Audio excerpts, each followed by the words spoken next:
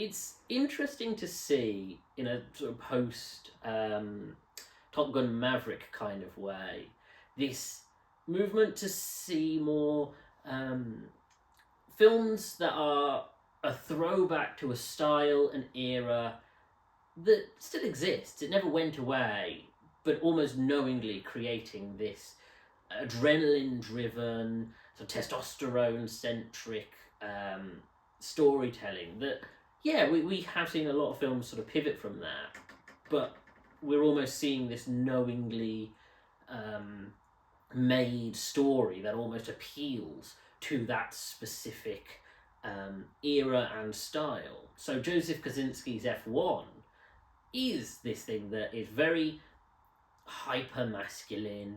You bring in Brad Pitt is a star of many decades who sort of appeals to that kind of masculine sense of traditionalist ideals of sort of masculinity and sort of male ability.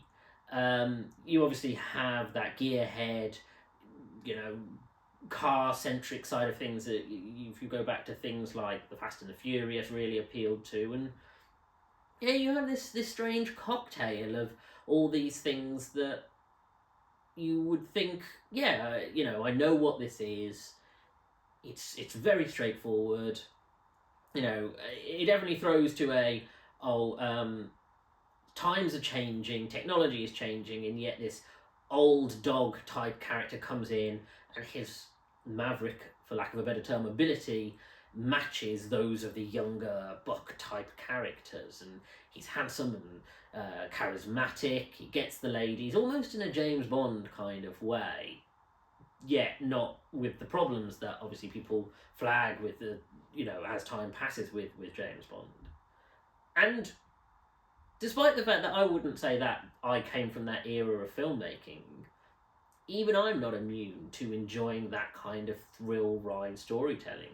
There is something exciting about F1, in the movie at least, in respect of how he drives the car, the race scenes, his interaction with his younger protege / rival. And I won't pretend that there isn't something that's quite exciting that isn't a little bit roller coaster about it and doesn't get your adrenaline running.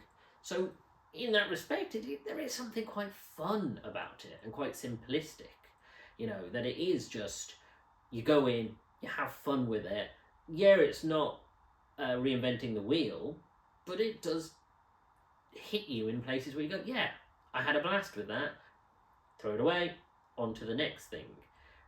And to be fair, we don't get that much anymore. And so the fact that exists, and that if we got one of those sorts of films a year, yeah, I would watch this. And in its defense, it does have a solid cast with Brad Pitt, Javier Bardem, Kerry Condon. Like, it's not that they're not performing well. It is well acted. You've got good chemistry. It definitely drives itself. It's perfectly fun, and I had a fun time watching it. I won't pretend it's the highest of cinema, but it hit me in the right spot, and I will commend it for that.